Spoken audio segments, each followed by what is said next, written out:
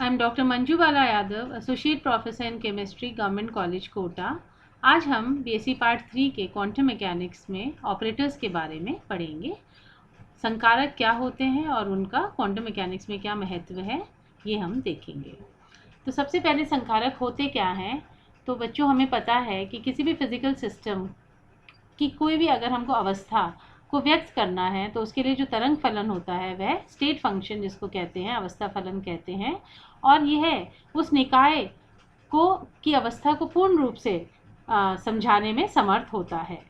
अर्थात भौतिक निकाय के सभी गुणों के संभव मान या प्रेक्षित मान अवस्था फलन से ज्ञात किए जा सकते हैं और इसको ज्ञात करने के लिए गणितीय संक्रिया का सहारा लिया जाता है।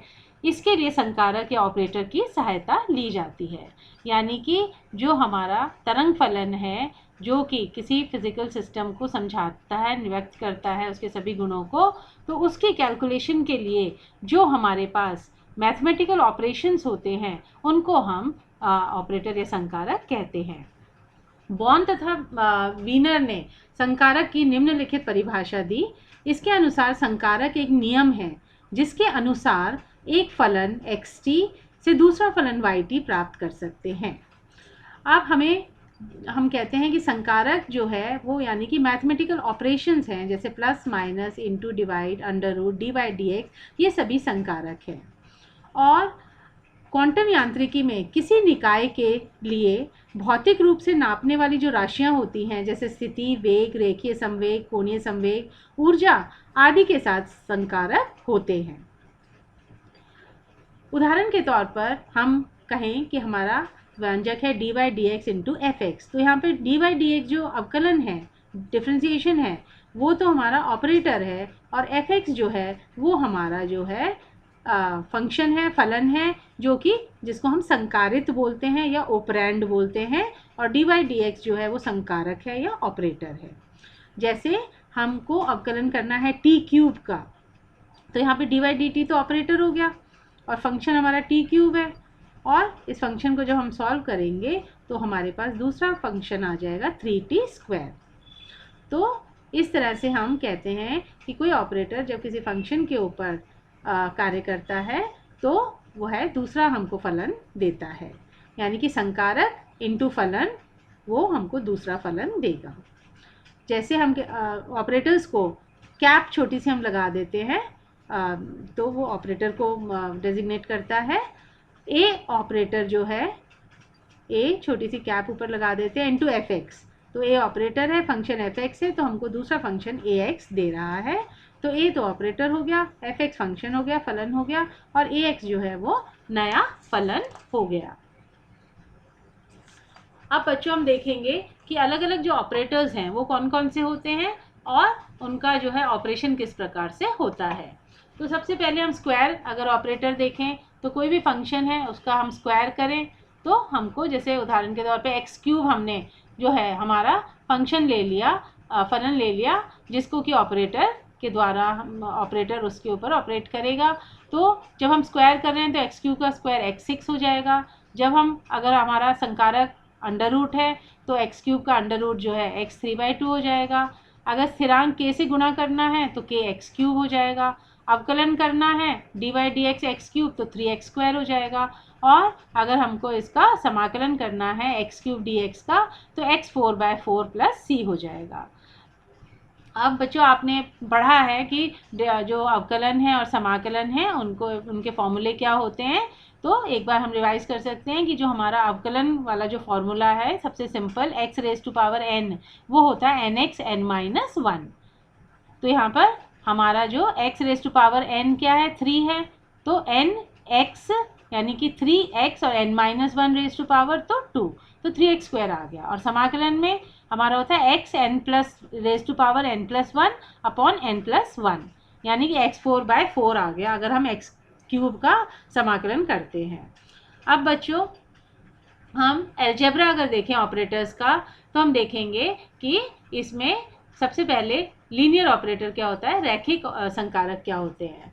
तो अगर हमारे पास ऑपरेटर अल्फा है जो कि दो फंक्शन ψ1 प्लस ψ2 इसके ऊपर कार्य कर रहा है, तो हमारा रिजल्ट क्या हो जाएगा, अल्फा ψ1 प्लस अल्फा ψ2। और अगर हमारे पास साथ में कॉन्स्टेंट्स लगे हुए हैं फंक्शन के साथ, फलन के साथ, psi 1 और psi 2 के साथ, तो वो क्या हो जाएगा, a alpha psi 1 plus b alpha psi 2। तो यहाँ पे a और b स्थिरांक है और ये सम्मिश्रण भी हो सकता है। अब उदाहरण अगर हम लें कि हमारा जो है ऑपरेटर क्या है, अवकलन dy dx, और हमारे जो दो वो है फंक्शन है वो क्या है 3 और x स्क्वायर। तो अगर हम 3 के ऊपर करेंगे तो हमारा 0 आ जाता है, कोई भी कांस्टेंट का जब हम अवकलन करते हैं तो 0 आ जाता है, और x स्क्वायर का करेंगे तो हमारा n(x(n-1) फॉर्मूले के हिसाब से वो क्या आ जाएगा, 2x आ जाएगा। तो हमारा रिजल्ट इसका क्या हुआ, 2x रिजल्ट आ गया। और अगर अब हमारे जो फंक्शन है वो प्लस में ना होके इनटू में 3.x² है, तो यहाँ पर अगर हम इसका अवकलन करेंगे तो 3 कांस्टेंट है बाहर आ जाएगा, और dy dx x² करेंगे तो हमारा 3 × 2x = 6x आ जाएगा। अब बच्चों हमको पता है कि जो है नॉन लीनियर ऑपरेटर यानी कि अरैखिक संकारक वो क्या होते हैं।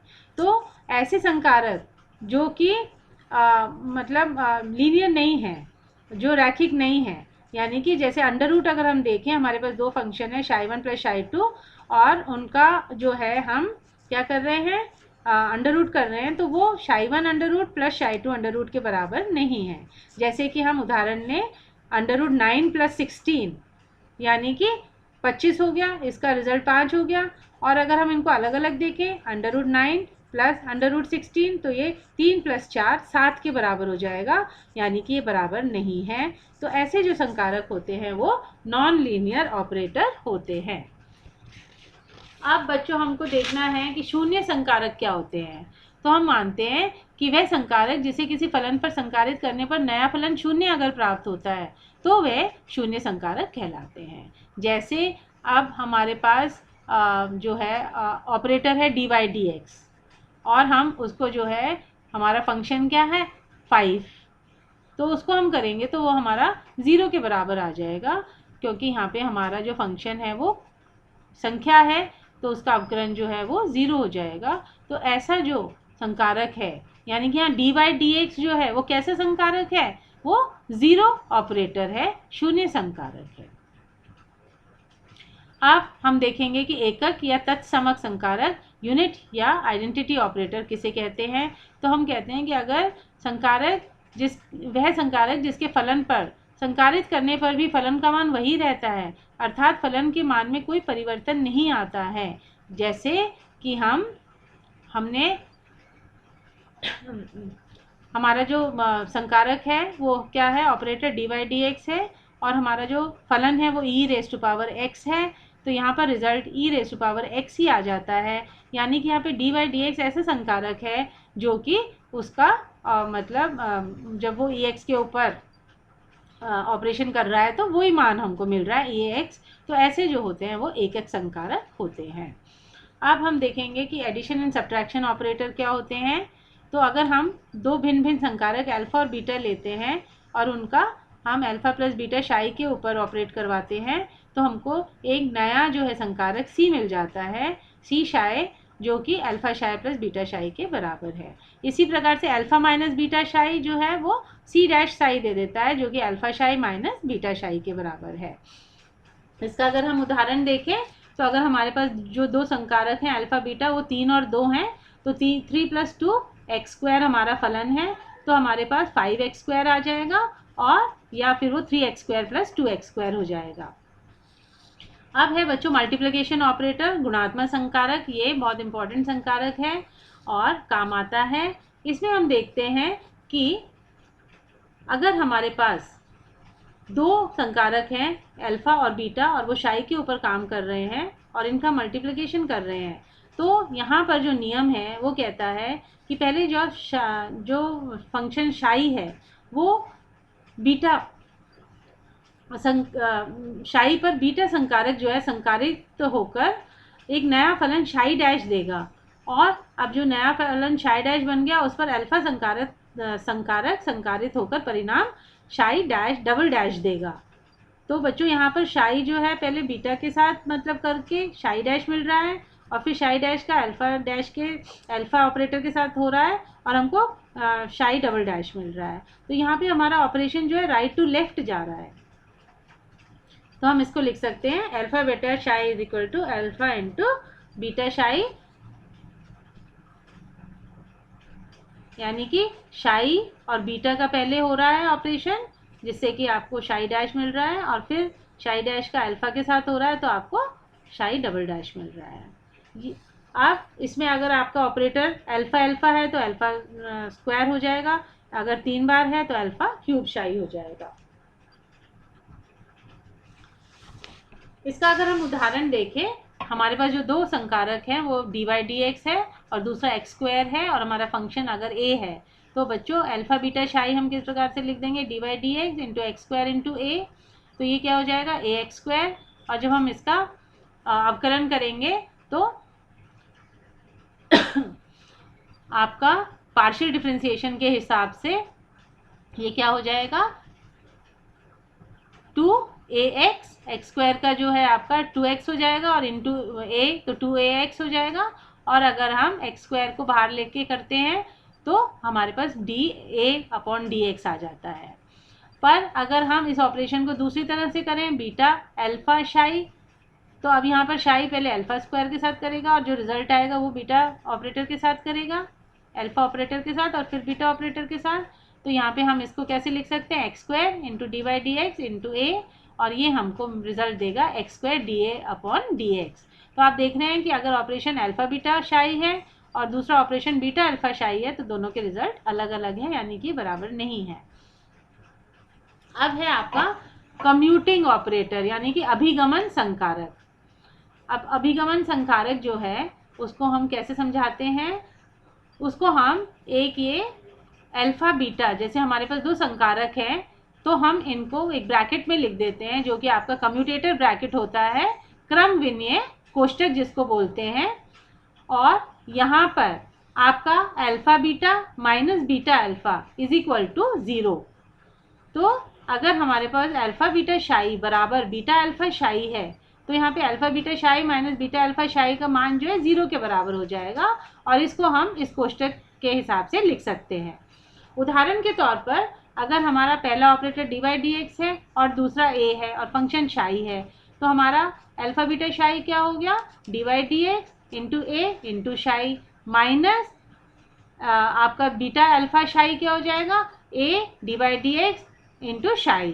तो ये दोनों जो है इनका रिजल्ट आप देखेंगे तो वो 0 के बराबर हो जाएगा, ठीक है ना, क्योंकि a जो है वो आपका बाहर आ जाएगा, तो a D by d x शाई माइनस ए डी दोनों बराबर हो गए।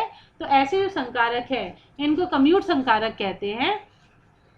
पर यदि अल्फ़ा बीटा शाई, हमारे जो दो ऑपरेटर अल्फ़ा बीटा जो हैं वो ऐसे हैं कि जहाँ पे अल्फ़ा बीटा शाई बीटा अल्फ़ा शाई के बराबर नहीं है, तो वहाँ पर हम ये जो कोष्टक में लिख देंगे अल्फ़ा बीटा, यानी कि alpha beta minus beta alpha जो है वो 0 के बराबर नहीं आएगा, और इनको हम जो है अभिगमन संकारक कहते हैं। अब लास्ट है आपका लैप्लेशियन ऑपरेटर, जो कि हमने जब श्रोडिंगर वेव इक्वेशन पढ़ी थी उसमें भी जो हम पूरा स्पेस में जब श्रोडिंगर इक्वेशन को देखते हैं तो उसमें तीनों अक्षों पर एक्स वाई जेड पर जब उसको निकालते हैं तो जो हमारा डबल डिफरेंशिएशन है del square upon del x square plus del square upon del y square plus del square upon del z square, इसको हम एक डेल स्क्वायर फैक्टर से लिख देते हैं इनटू शाई। तो ये एक तरह से 3 जो आपकी डायमेंशनल श्रोडिंगर वेव इक्वेशन है उसको सॉल्व करने में काम में आता है। अब नेक्स्ट है आपका हर्मिशियन ऑपरेटर यानी कि हर्मिटी संकारक। अब यहाँ पर हम अगर दो हमारे फलन हैं शाई 1 और शाई 2, तो उनके ऊपर अगर ऑपरेटर अल्फ़ा काम कर रहा है तो शाई 1 स्टार यानी कि वो जो है आपका कॉन्जुगेट है उसका, और ये दोनों वेल बिहेव फंक्शन है, तो आपका शाई 1 स्टार अल्फ़ा शाई 2 डी टाउ किसके बराबर हो जाएगा, अल्फ़ा शाई 1 स्टार इंटू शाई 2 डी टाउ। तो ये जो है डी टाउ आपका क्या होता है, ये अल्पांश को आयतन अल्पांश को प्रदर्शित करता है, और हर्मिशियन ऑपरेटर भी रैखिक संकारक होते हैं। तो बच्चों इस प्रकार से हमने देखा कि ऑपरेटर्स जो हैं वो हमको जो फिज़िकल सिस्टम को उसकी कोई भी अवस्था को पढ़ने में बहुत काम आते हैं, और इसके नोट्स भी मैंने आपके लिए जो है व्हाट्सएप ग्रुप पर डाल दिए हैं। धन्यवाद।